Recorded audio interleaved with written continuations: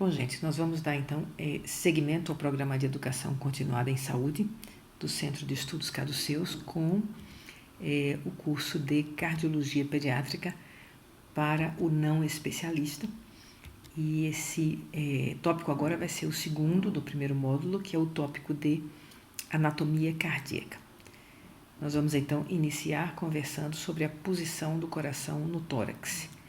O coração ele está situado na linha média, ele fica à frente da traqueia, do esôfago, da coluna, fica por trás do externo, tem aproximadamente 1/3 de sua massa para o lado direito e 2/3 para o lado esquerdo. Na maioria de nós que tem o coração elevocardia, ele pode nascer com a ponta para a direita sem necessariamente representar uma doença cardíaca. Mede até no máximo em torno de 50% do diâmetro transverso do tórax. Se a gente medir o diâmetro transverso do tórax e medir o diâmetro transverso do coração, ele deve ser até no máximo 50%, embora nas crianças muito pequenas isso pode ser um pouco mais, chegando até 55%, 60%, principalmente dependendo do momento em que o raio-x é feito, principalmente em fase expiratória, né? Na expiração a imagem cardíaca fica, então, a relação imagem cardíaca torácica ela vai ficar aumentada. E fica por cima do diafragma. Ele normalmente, num adulto, ou em todos nós, na verdade, o tamanho dele é como se fosse o tamanho do nosso pulso fechado. E no adulto ele chega a pesar até mais ou menos umas 300 gramas. É o tamanho aproximado, o peso aproximado do nosso coração. Então, lembrando, no centro da cavidade torácica, por trás do externo, acima do diafragma e anterior à traqueia, esôfago e coluna, ocupando aproximadamente 50%, aproximadamente 50% do diâmetro transverso do tórax, sendo 1/3 dessa massa direita e 2/3 à esquerda da linha média. Certo? Vamos falar um pouquinho sobre a cobertura do coração, né? Nós sabemos que o coração, na verdade, ele está envolvido por uma membrana que chamamos de pericárdio. Esse pericárdio é um saco duplo e ele tem na parte mais superficial o chamado pericárdio fibroso e na parte mais interna o pericárdio seroso, que por sua vez se subdivide em 2 camadas, esse pericárdio profundo. De fora para dentro, a primeira camada fica abaixo do pericárdio fibroso, é o pericárdio parietal, e a camada que fica acolada à superfície do coração é a camada visceral ou epicárdio, como também chamamos. Entre estas 2 camadas, camada parietal e visceral, do pericárdio seroso, existe um pouco de líquido. Então a gente vê aqui na imagem, né, a parte mais externa, o pericárdio fibroso. Depois a gente tem as 2 camadas aqui, né, a camada parietal e a camada visceral ou endocárdio, e no centro a gente tem a região onde nós temos o líquido. Depois a gente vem para as fibras musculares, o miocárdio, o endocárdio. Essa é a imagem que nós temos, então, dos 2 folhetos do pericárdio, o fibroso e o pericárdio seroso. Qual é a função do pericárdio no coração? Bom, em primeiro lugar, ele protege e ancora o coração, certo? Então, ele evita que haja um contato direto com outras estruturas da cavidade torácica. Ele evita o enchimento demasiado, ele limita um pouco esse enchimento do coração, certo? Até um certo ponto. E ele permite também que o coração trabalhe num ambiente relativamente livre de fricção, né? Esse líquido à volta, essa camada fina de líquido que nós temos, facilita o trabalho cardíaco.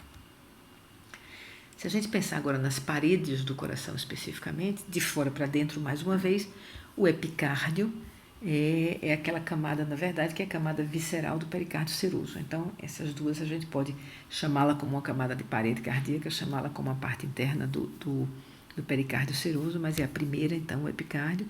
Depois eu tenho aquela região mais densa, aquela região mais espessa, que é o miocárdio, a camada muscular do coração, que forma principalmente a massa cardíaca.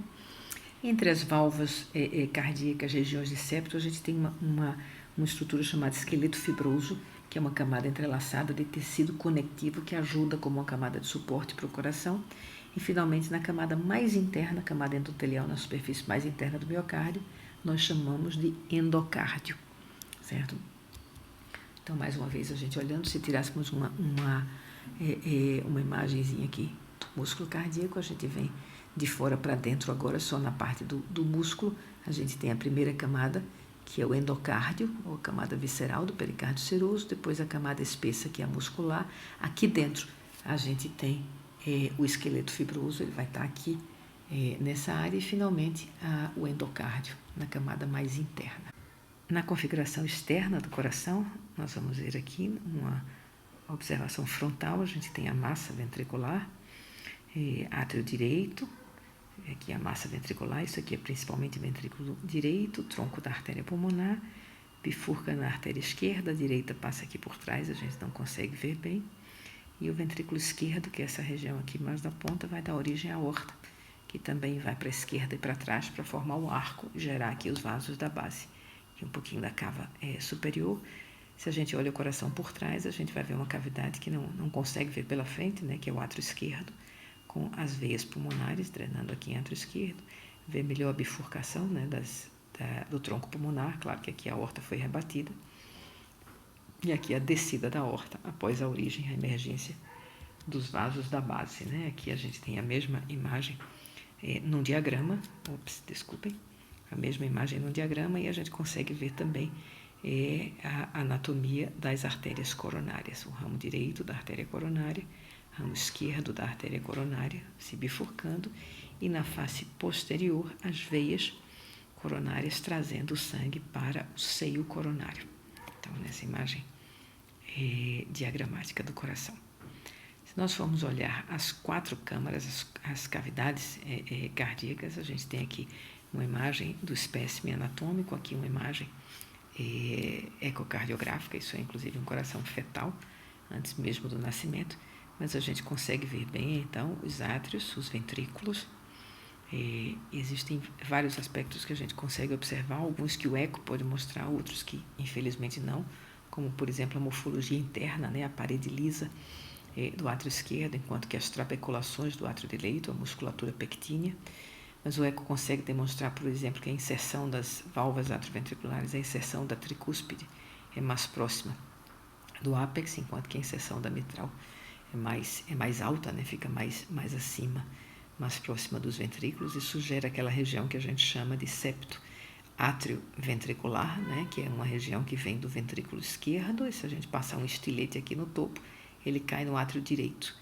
Então, não é nem interventricular, como estaríamos aqui entre os ventrículos, nem interatrial, mas é uma região que a gente chama de átrio ventricular, essa região do septo. E a gente consegue ver isso claramente aqui também na imagem do ecocardiograma. Ventrículo direito com essas trabeculações mais marcadas, mais rugoso. O ventrículo esquerdo, umas paredes um pouco mais musculares, com trabeculações finas, a válvula mitral abrindo aqui em direção aos músculos papilares, na ponta e na parede lateral, na parede posterior do ventrículo esquerdo, enquanto que a válvula tricúspide, ela gera músculos, pequenos músculos papilares, e tem inserções tanto para a parede livre do VE, como para a ponta e como para o septo. Então tem essa aberturazinha central que a gente chama ensaia de Havaiana, né? Então aqui a gente mostrando esses detalhes anatômicos. E outra coisa importante é lembrar a presença desse músculo, dessa musculatura intensa aqui na ponta do ventrículo direito, que a gente chama de banda moderadora, é um marco, na verdade, da anatomia do ventrículo direito, e pode ser visto também na imagem do ecocardiograma. Quando a gente observa vias de entrada e saída dos ventrículos, né, então a gente consegue ver o átrio esquerdo entrando para o ventrículo esquerdo e saindo para a aorta. Nessa imagem a gente vê bem os 2 folhetos da válvula mitral. A gente vê que o folheto anterior da válvula mitral se continua com a parede posterior da aorta, enquanto que a parede anterior da aorta se continua com o septo interventricular. E aqui anteriormente a gente tem a imagem do ventrículo direito, mesma imagem vista aqui no ecocardiograma.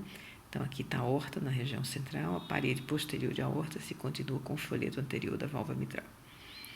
Parede anterior de aorta se continua com o septo interventricular. Então aqui a gente tem átrio esquerdo, certo? Entrada para o ventrículo esquerdo, via de saída para a aorta, e na região anterior o ventrículo direito, com esses detalhes anatômicos que nós vimos agora, certo? Os 2 folhetos da válvula mitral, o fluxozinho do sangue entrando e saindo nas cavidades esquerdas.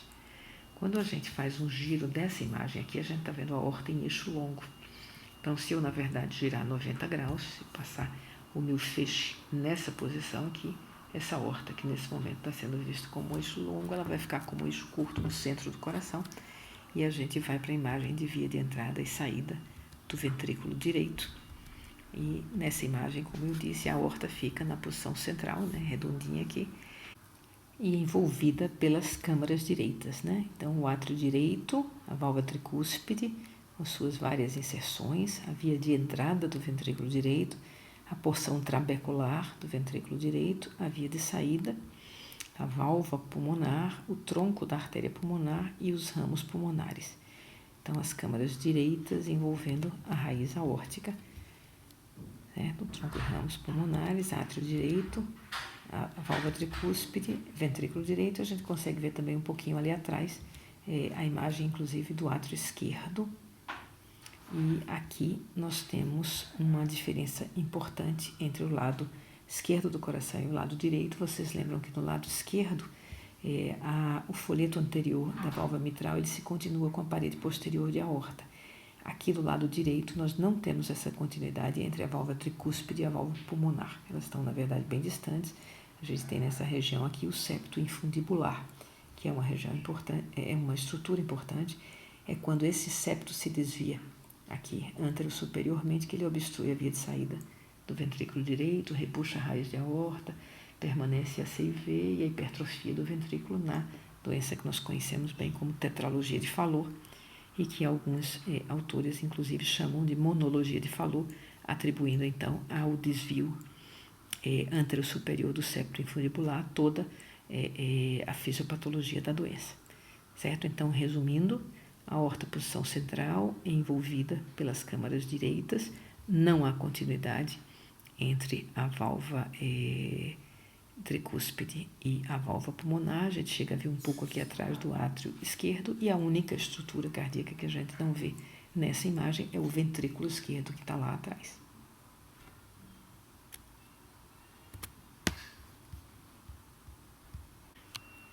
Vamos falar rapidamente sobre os apêndices atriais, né? Nós já vimos na imagem, quando mostramos anteriormente, mas aqui, numa imagem diagramática, só para a gente lembrar, o apêndice atrial esquerdo é como se fosse num formato de dedo de luva, tem uma abertura estreita. Algumas pessoas dizem que lembra como se fosse uma orelha, enquanto que o apêndice atrial direito ele tem essa forma mais triangular. Então, a abertura bem mais larga, um formato mais triangular. O apêndice atrial direito fica nessa posição também mais anterior, mais medial ao átrio direito, se sobrepõe um pouco à raiz da aorta. Eu acho que eu tenho aqui a imagem da peça anatômica mesmo. Então, aqui a gente vê melhor apêndice atrial esquerdo, mais fininho, o dedo de luva, abertura estreita e esse com abertura larga e essa forma mais triangular. A função exata dos apêndices atriais não é algo totalmente conhecido, mas provavelmente se refere um pouco à descompressão das cavidades atriais em algumas fases do ciclo cardíaco.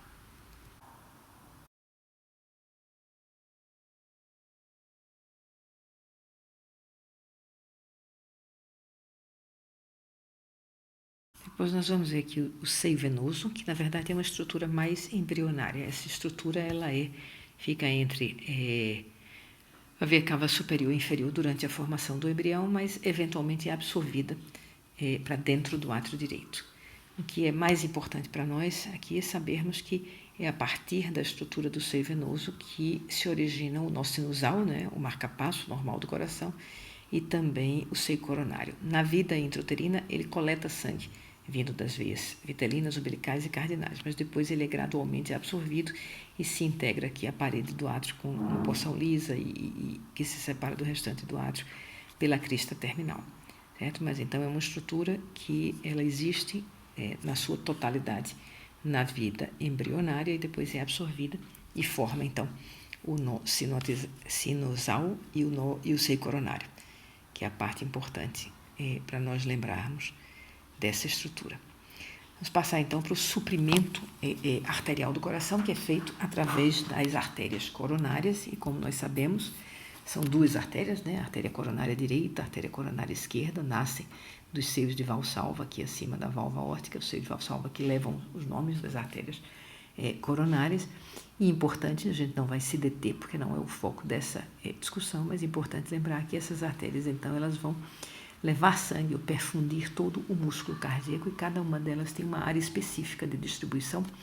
A importância da gente entender isso é porque quando a gente analisa o coração e que a gente está vendo o batimento desse coração, a contratilidade, se nós conhecermos a área, na verdade, de perfusão de cada uma dessas artérias, dependendo da região cardíaca que não está funcionando bem, que mostra alguma alteração, a gente tem como inferir qual artéria coronária estaria comprometida no seu papel de perfundir o músculo cardíaco. Então, a gente tem aqui todas elas, né? A artéria coronária direita aí mostrando no diagrama, a artéria coronária esquerda, e a gente vê que isso varia um pouquinho, às vezes, de um paciente para outro, mas, de uma maneira geral, a região de coronária esquerda, a coronária esquerda, por sua vez, se divide em circunflexa e DA, então, região de DA, região de circunflexa, região de coronária direita, são relativamente bem determinadas no indivíduo normal. A função das artérias coronárias, como nós já dissemos, elas são os vasos que carregam sangue oxigenado para irrigar o miocárdio. A esquerda se divide na artéria descendente anterior e na artéria circunflexa, dão conta da maioria do músculo cardíaco para o ventrículo esquerdo, enquanto que a artéria coronária origina-se na cúspide direita, na válvula aórtica, desce pelo ventrículo direito até o coração, se ramifica da origem descendente posterior e a marginal, mas é importante lembrar que uma parte da coronária direita também supre o músculo do ventrículo esquerdo, de 25% a 30% do ventrículo esquerdo é suprido pela artéria coronária direita. Depois que o músculo cardíaco recebe o sangue oxigenado, evidentemente vão existir as trocas, e o sangue venoso do músculo cardíaco ele tem que retornar ao coração, e ele o faz para o seio coronário, que é aquela estrutura posterior entre o átrio esquerdo e o ventrículo esquerdo, que recebe o sangue com baixo teor de oxigênio das veias coronárias e leva esse sangue, passa por trás aqui, entre átrio esquerdo e ventrículo esquerdo, e desemboca no átrio direito, próximo ao folheto septal da válvula tricúspide, levando então daí do átrio direito, o ventrículo direito e ao tronco pulmonar o sangue para ser oxigenado, certo? Então é importante, o seio coronário é o que vai receber o sangue de retorno das veias coronárias, que trazem o sangue do músculo cardíaco.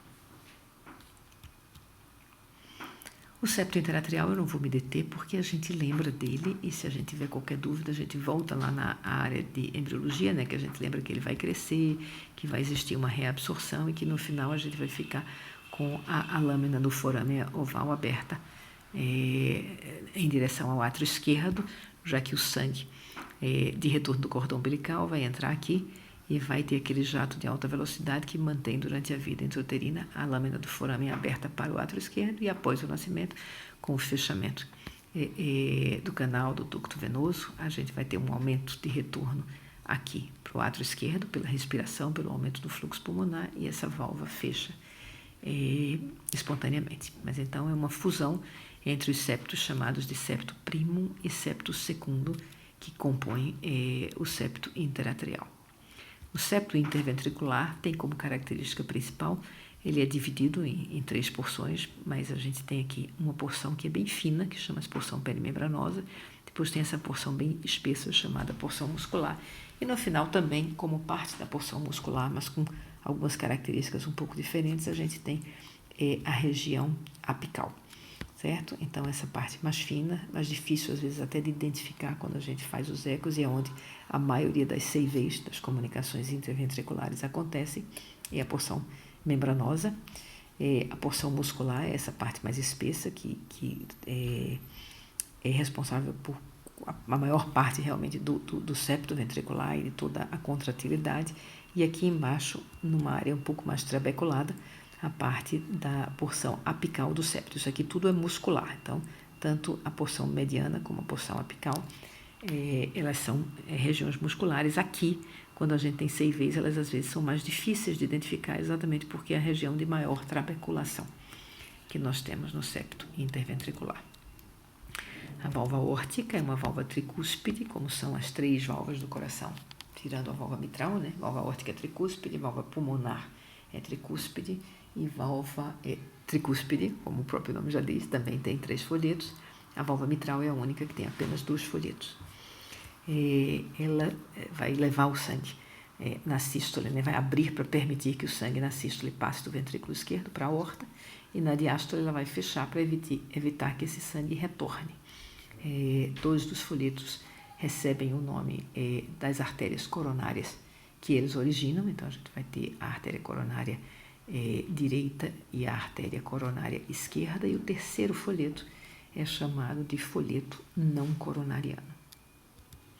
A válvula pulmonar também tem os seus 3 folhetos e serve, na verdade, como uma comporta entre o ventrículo direito e o tronco da pulmonar. Então, semelhante à artéria, a válvula aórtica tem suas 3 cúspides, na sístole abre, permite que o sangue do ventrículo direito seja injetado em tronco pulmonar, e na diástole se fecha para evitar que exista um retorno desse sangue para o ventrículo direito. As válvulas atrioventriculares, como nós já dissemos, a válvula tricúspide com as suas 3 cúspides, aqui a válvula mitral com apenas 2, aqui no centro a gente tem válvula aórtica, aqui anteriormente um pedacinho da válvula pulmonar, certo? E essas válvulas, então, a mitral regula a passagem do átrio esquerdo para o ventrículo esquerdo, ao contrário das válvulas semilunares, né, das válvulas de via de saída. Ela, na verdade, na sístole, ela está fechada, porque o ventrículo está injetando em aorta, ela está fechada, evitando que o sangue volte do ventrículo para o átrio. E na diástole, ela abre para o sangue passar do átrio esquerdo para o ventrículo esquerdo. Lembrar que ela tem aquela posição um pouquinho mais apicalizada, né, um pouquinho mais baixa do que a válvula tricúspide, e se insere nos músculos papilares, na ponta e na parede do ventrículo esquerdo. A válvula tricúspide, ela tem os seus 3 folhetos e ela regula a passagem do átrio direito para o ventrículo direito, naquela mesma situação, abrindo na diástole e fechando na sístole para evitar que o sangue volte para o átrio direito e permitir a passagem desse sangue direto para o tronco da pulmonar. É mais apicalizada, tem abertura central e inserções tanto na parede como na ponta, e no septo interventricular. Esses são os pontos principais, como nós sempre dissemos nesse curso. Procuramos fazer uma coisa sumária para que a gente possa lembrar das características principais, sem um detalhamento muito grande que fica para o curso daqueles que vão realmente se dedicar à cardiologia de uma maneira geral e cardiologia pediátrica em particular. Mas para uma noção geral, para nós entendermos, achamos que esse conteúdo é o suficiente. Aqui a gente finaliza o módulo 2 e é o momento da gente voltar lá no pós-teste e ver como foi o nosso aproveitamento dessa parte. Mais uma vez, obrigada.